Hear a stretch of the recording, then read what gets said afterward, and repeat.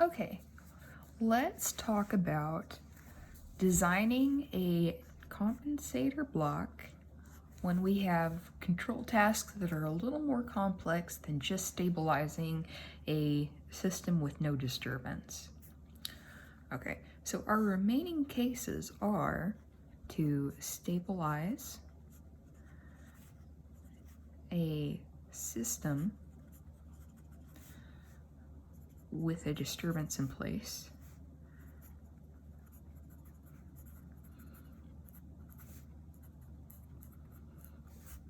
to make the system response y of t go to some pre-specified set point, something that the user assigns right there. And we can also do this by itself or with a disturbance as well.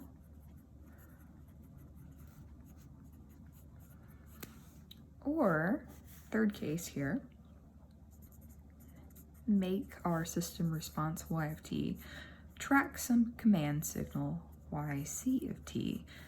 Again, we can also do this with a disturbance in place.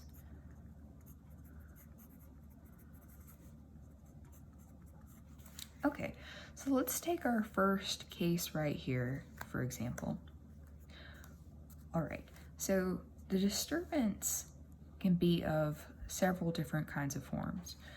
The disturbance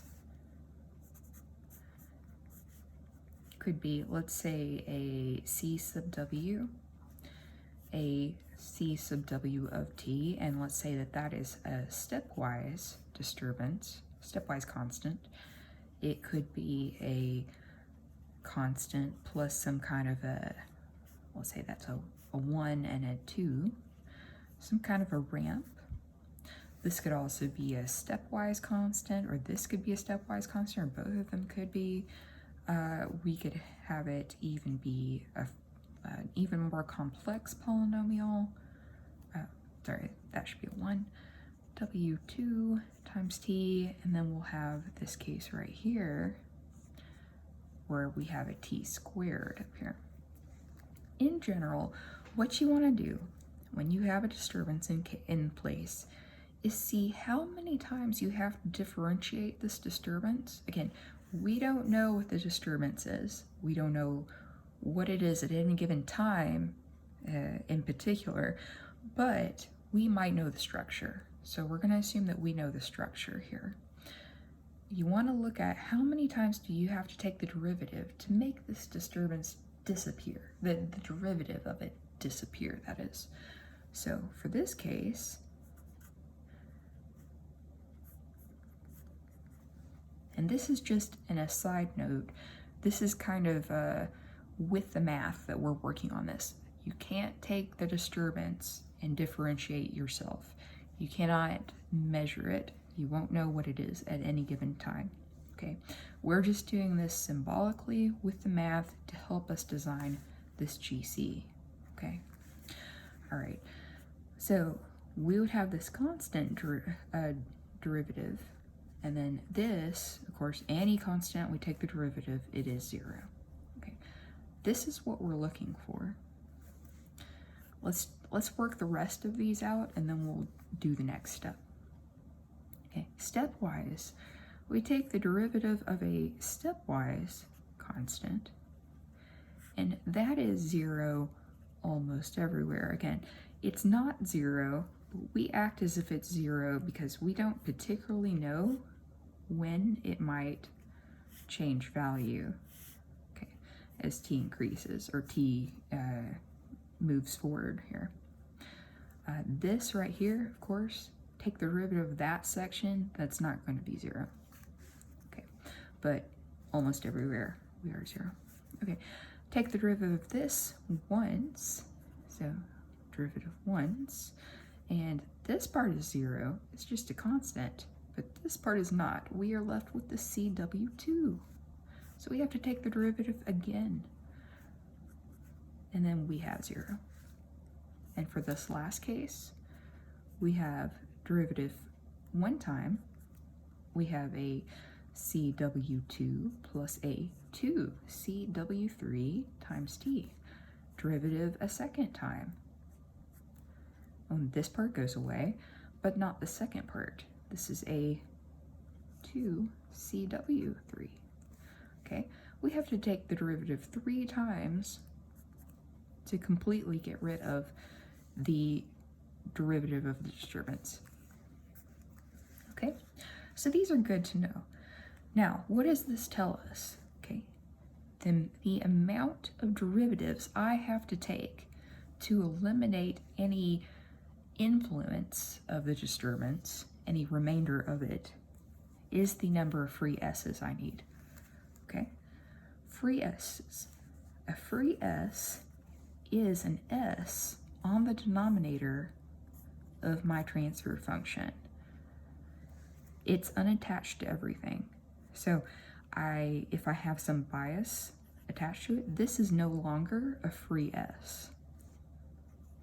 But this s right here, this is a free s. It's not attached to anything, okay? And it's in the denominator, okay? So those are my 2 requirements for a free s. Free s in the denominator of either our GP or GC, and it is not, let's say, attached to any bias term. And what I'm referring to as a bias term, something like this plus a. So it's not just s by itself, it's added this right here term, okay? All right, so what we need is a free s. And if you think about it, like, where does this even come from? Well, we were talking before about how a derivative in terms of Laplace is just a multiplication of an s. And that's the time domain. That's the Laplace domain. Well, likewise, we have the integral d dt, time domain. Laplace domain is division by an s. And you can see this if you look in Simulink and you are connecting up your integrator blocks. You can choose the appearance of them. They can either look like this with a dt, or they can look like this. And I think this is actually the default view, but it's really the same thing. It's just whichever domain you happen to be working in. So Laplace and time domain. Okay, so having this integral right here, we know from the first half of the semester when we were doing this with signals and we weren't working in the transfer function kind of format, that we needed integrals to compensate for things. You remember when we were working with the disturbances and everything, trying to accommodate those in our problems, that we needed to have a certain number of integrals. Okay, so this is expected, and so this is now the way it looks in Laplace form when we're working with these transfer functions. Okay, so the number of derivatives to make the influence of this disturbance go away equals the number of free s's. So let's go case by case across all of these different disturbances. Here, I need one free s, because I only had to take one derivative to make this go away. And again, I'm not actually taking the derivative of the disturbance. We can't actually do that. We can't like plug in a piece in our system and drive the disturbance down to nothing and then get rid of it. There's no actually getting rid of it. We're just doing this mathematically to see the structure and what kind of complexity we have to add into our GC. Okay? All right, let's look at this next one, stepwise. Again, we only had to take the derivative to go to 0 almost everywhere. Now, does being 0 almost everywhere change anything from over here? Well, we'll probably see an effect at some point. We can't avoid that. We'll just do the best we can. Okay, so again, one free s. And that's what we need. Okay, so for this third one, we would need, remember we had to take the derivative 2 times. So we need 2 free S's. And then back over here when we had this most complex disturbance where we had to take the derivative 3 times to get rid of it, we need 3 free S's. Okay, so how does this change our GC design? Now, if you think back to the previous examples where we were just looking at how to stabilize the system, let's start with just stabilizing the system. Just this case up here. We have this disturbance, so it's a little more complex than the last case, but we need to compensate for that with our GC.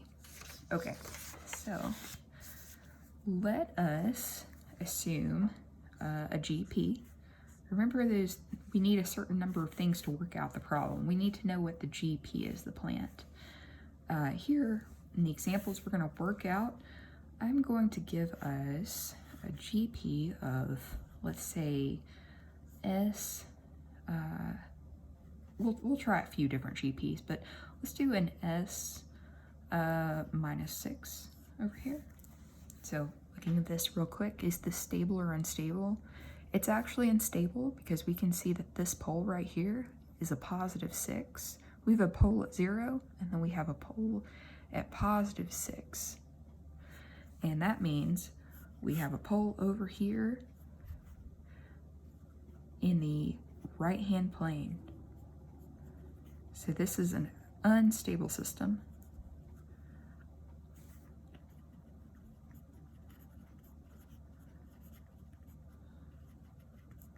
Okay, so our controller is actually going to do 2 things.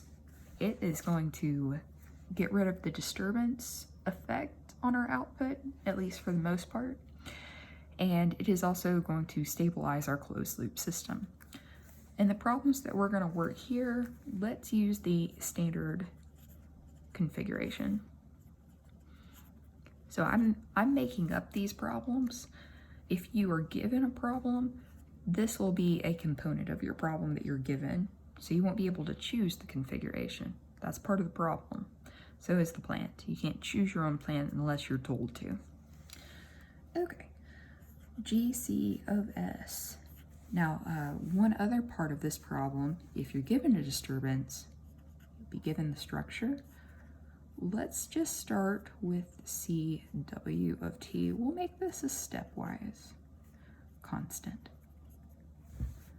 Okay, now find GC of S to firstly stabilize the closed loop system.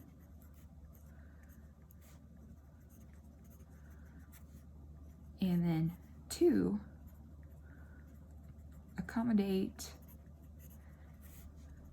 the disturbance W of T, at least that effect on the system. Okay, so let's do that. Now remember, we were dealing with trial designs for GC.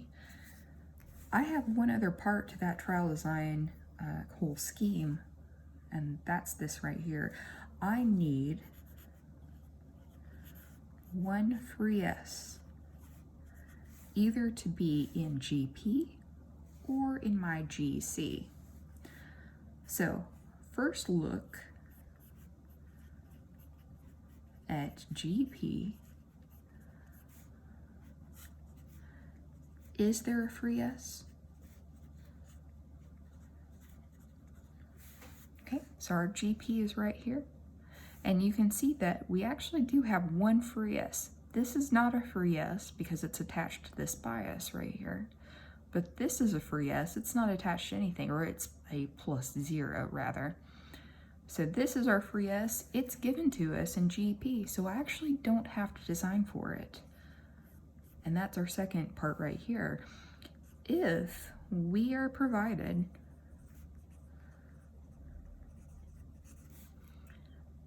our necessary free S's,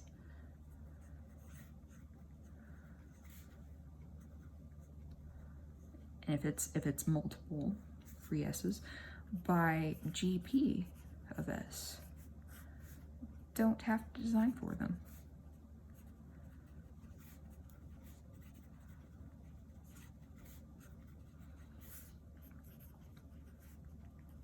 in our GC, that is. Okay. All right, so let's go ahead and list out our trial designs for this case. Okay, so here we're provided our single free S. We need only one, and we are stabilizing. Okay, so stabilizing, and then we are also accommodating our disturbance. So our trial designs for GC of S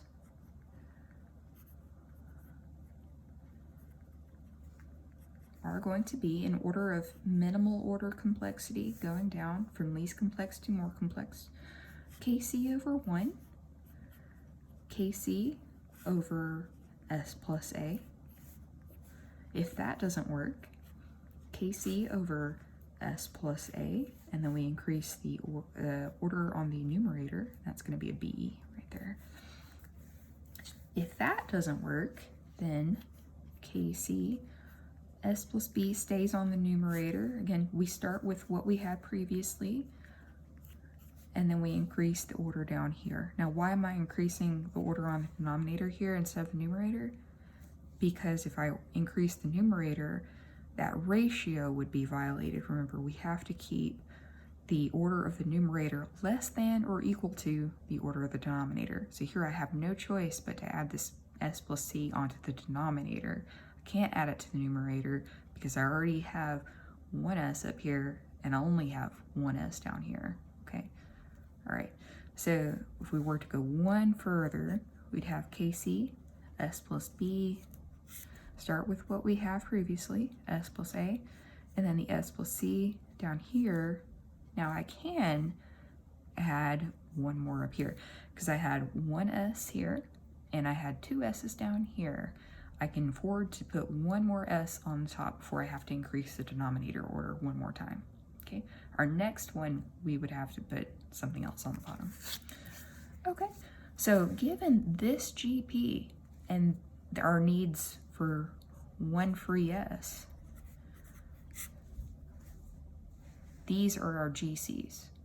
Okay, so let's change that. Let's do another GP. Okay, so now GP of S is, let's do something a little more complicated. We have that S minus 6 sticking around, but I have an S squared plus 3 down here.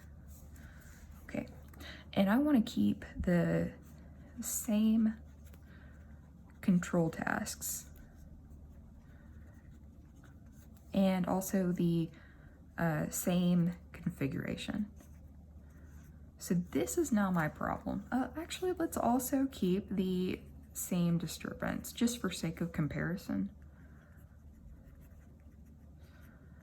So I have the same disturbance, same control tasks, and the same block configuration. The only thing that's changed here is my GP of S, and here it is. Okay, so knowing what we know from this part right here, this disturbance required one free S. All right, here's my GP. Do I have any free S's? And if I do, how many do I have? So just real quick, look at that. Okay, so I actually have no free S's. I have this S that's attached to this bias -6. This gives me a pole at +6, making the system unstable no matter what other poles we have. I have poles over here. Actually, I have two poles, and they are both at they're at let's see, complex number. So they're on the axis, and I have one that's a positive imaginary number, one that is a negative imaginary number. Okay, so these are not free S's either. You can see that they are attached to some bias. Okay, so I have no free S's from GP. What does that mean? Well, that actually means that GC of S has to provide all free S's that we need.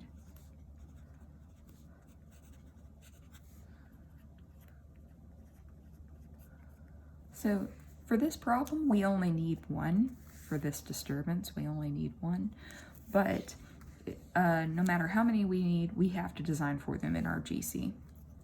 So let's do that. Let's list out the trial design. Okay, so our G sub C of S trial design. Okay, so the first one that we're going to have, again, remember we do minimal order and we list in least complexity to most complex. Okay, so we start with a KC over 1. If that does, I'm sorry, KC over S. Remember, we have to design with the free S. The free S has to be part of our GC. And if that doesn't work, then we start with what we had, and we can add now to the numerator. Now, as I add terms onto it, I always start with as many free S's as I need. And then as we carry along, we assume the previous design and then add some complexity onto it. If I add an S, I add this plus some bias to give myself some ability to design. I don't want to add just an S by itself because that doesn't give me anything to choose. I want as much influence over the system as possible, and if I have to add complexity, I'm going to make sure that I factor some design choices into that. Okay. All right, so our next trial design, we start with what we had. Again, if this one doesn't work, we go here and I can add in an S plus B on the bottom. I have to add something onto the bottom because I already have a 1 here and a 1 here, an order of S1. So I have to add something onto the denominator, okay, in order to maintain that M is less than or equal to N order, okay? All right, and that should be a KC. All right, so one more, let's do one more. We start with what we had, which is this right here. Okay, and now I can actually afford to put something else on the numerator. Let's put an S plus C up here. Okay, all right, so you can see the trend. Now, as we look at GP, now it's probably very obvious between these two that this GP gives us a free S. This GP does not give us a free S. Now, that as we go along, let's just deal with how many free S's we need, and then we'll just do some GC trial designs based off of that. Okay, so let's say we have a case of needing 2 free S's. Let's do a case of needing 3 free S's, needing 0, and after we fill out these cases, we will look at some GPs and see like when we might need these different cases. Okay, all right, so I need 2 free S's provided by GC. And I'm going to assume that from GC for all of these, okay?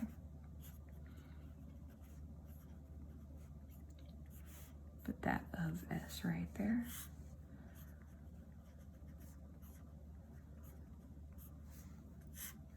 Okay. All right, so 2 free S's from GC. What would our trial designs look like?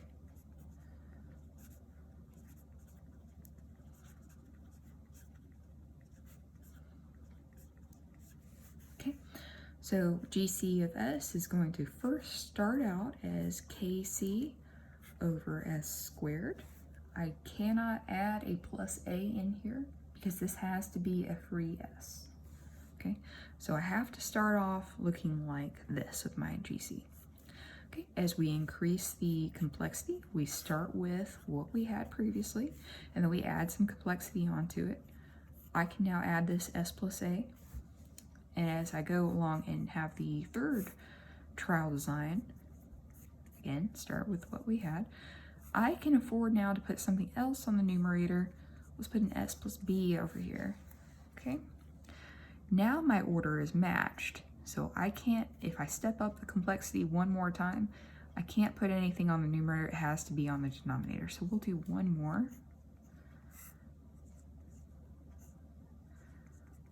That's going to be an S plus C down there, and then we continue with what we had previously. Okay. If I were to do one more, then I could put something else on the numerator, and I could maintain that order of order M on the top is going to be less than or equal to order N on the bottom, the denominator of this transfer function. Okay, well, let's do the second case. Need 3 free S's. And let's just list the first 3 designs for each of these guys. Okay, so we have a KC over S cubed. The next one is going to be a KC S cubed. And we have S plus A over here. Third one, KC S plus A, S plus B, and we keep that S cubed. Now, if I were to do one more, I could still add one more term onto the numerator. But after that, I would have to add a term on the denominator before I could add another term on the numerator, if that makes sense. All right, now need 0 S's, free S's from GC. Okay, so we recognize this one. This is actually the same as our case of having just stability and no disturbance in place. So we have that KC for our third case right here. If the first 2 don't work, we have an S plus B. And then we just alternate. Make sure you keep the denominator order bigger or equal to the numerator. Okay, so here's 3 cases where we would need free S's. Now remember what we said. You first want to look at GP. See if there's a free S, or if there's enough free S's that your needs are met for the system. Like here we need 1 free S and we had 1, so we didn't have to account for it in GC. If we're provided those, we don't have to design for it. But if we're not provided enough, we still have to design for it. So we filled these out. Now, what if I have a GP of S, and these are just going to be a few examples that we can talk through. Let's say I have something that looks like S over S minus 4 times S plus 5, something like that. So how many free S's are here? There's actually none. I know you see that numerator S. That's not a free S. Free S's have to be on the denominator, just as we were talking about earlier. They are on the denominator and they are unattached to any of these bias terms. So, no free S's. If I needed 3 free S's for this, let's say in the case if 3 free S's are needed, GC would have to provide all of them.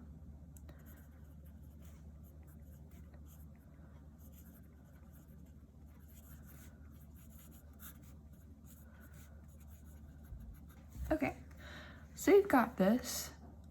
How about if we have a case of GP of S and I need, let's say I need 2.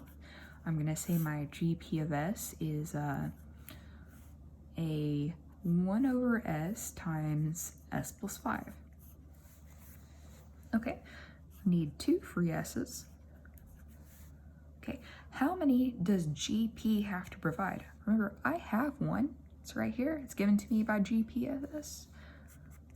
So that's 1 free S from GP. GP right there. So GC must provide 1 free S. And so that'll be the trial design that we were looking at first up here. This pattern right here for one free S provided. Okay, let's do another one. What if I have a GP of S? Let's say it is something like 1 over S to the 5th times S squared minus 9. And I probably wouldn't give you a GC actual design problem that looks like this, because this would probably be a nightmare to deal with mathematically. There's a lot of S terms in here. But how many does this provide?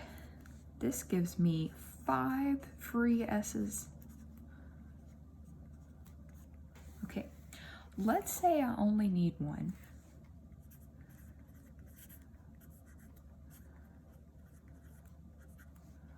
Then how many does GC have to provide in this case? So just think about it real quick. GC actually doesn't have to provide any.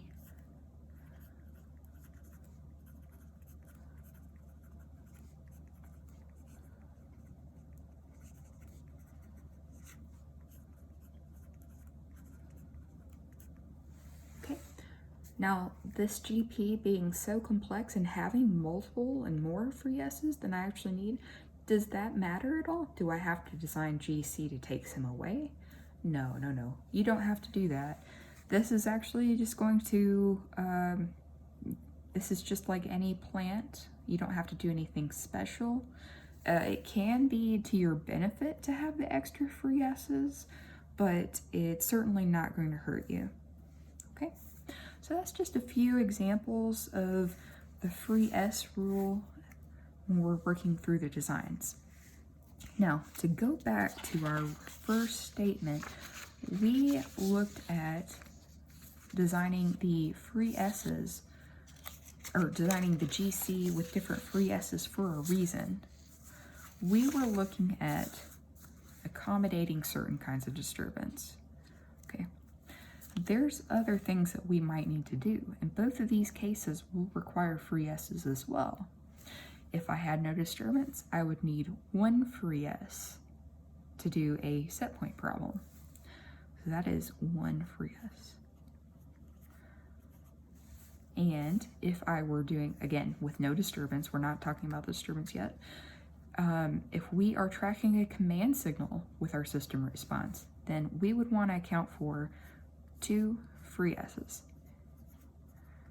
Now, more is better for this case, but 2 free S's would both track the position and the velocity. If you need more than that, you would have to factor in 2. But for this class, for our problems, we're going to go with a set number of 2. But just keep that in mind, that this may vary depending on your needs, okay? But for our class, we're going to work with 2 free S's to track both the position and the velocity of the command signal. Okay, now when we factor in the disturbance, any additional needs from the disturbance have to be added in there. So let's talk about the case, and we'll just do some case-by-case examples. What if I have a case of a control task? We'll just do a little graph here. Control task, or rather table, that's what I meant. Control task where we have a y of t, what we want y of t to do, if it's stable, reaching a set point, or tracking command signal, and then what our disturbance needs are. Okay, so, and then I'll write out here how many free S's are needed, and this is going to be the total number, not a specific, this is going to be pre-evaluation of GP right here. Okay, so before evaluating how many are given to us by GP of S. All right, so our control task, we are, let's say, stabilizing first. Next, we will be going to a certain set point. Next, we will be tracking some given command signal. And then let's repeat these. And then we'll change the disturbances down here. So we'll do a total of 6 cases over here. And we will change the complexity of our disturbance as well.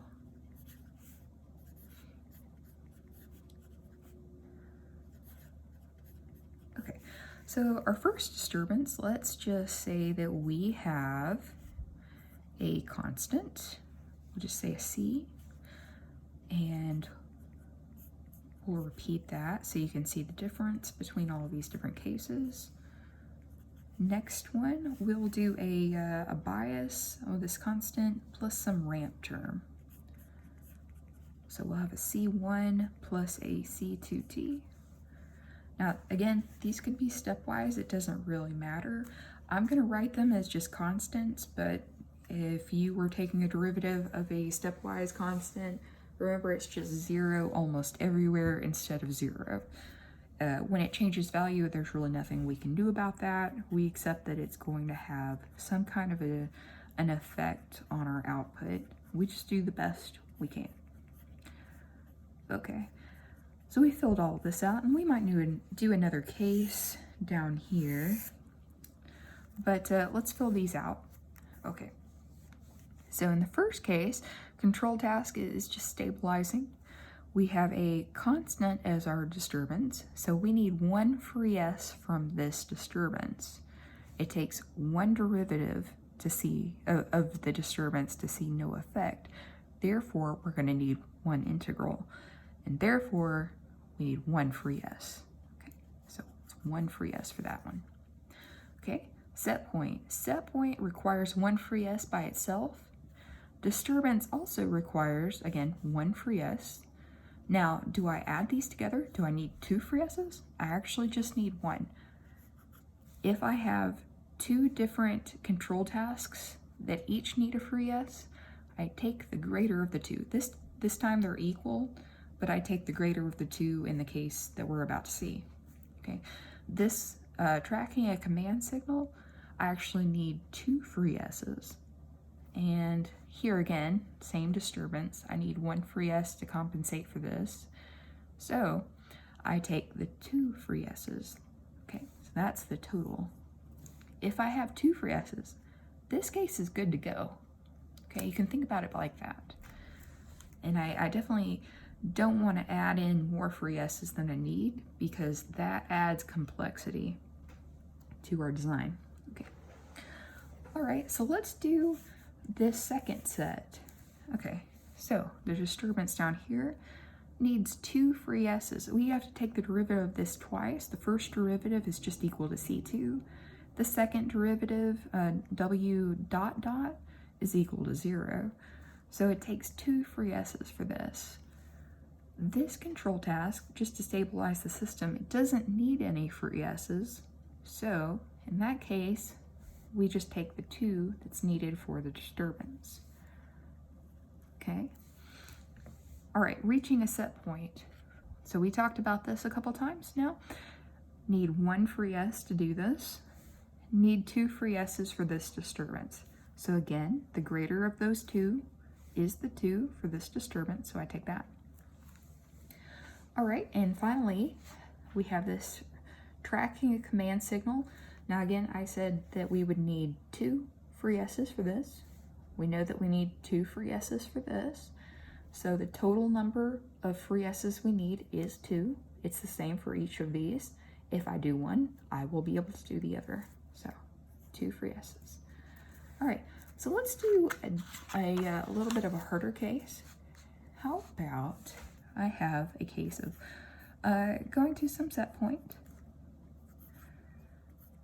here, and now my disturbance is not a ramp term plus a bias, but let's just say I have a t cubed.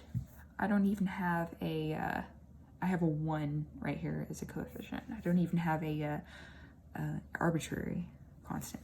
Now you won't really have a case like this because this is the entire equation. Like this is the real equation for this disturbance. There's no mystery here, but you'd be very lucky if you had that disturbance like that looks like this. But it looks like we will need a 4 derivative case. Like we will need 4 free s's to accommodate this disturbance. Okay, so 4 free s's are needed here. And then for tracking the command signal, I need the 2 free s's. Okay, so which of these are bigger? It's the 4, so I'll need 4 free s's. Okay, so we've done all of these cases, and hopefully that's pretty clear. So what you want to do is always evaluate what are the needs from your control task, and you might have 2 parts to your control task like we do here. We're discussing disturbance and then different things that we want the y of t to do, the system response, and then get your total number of free s's. Now, once you get this number, you can evaluate your GP, see if it gives you anything, and then you'll know how to design the GC.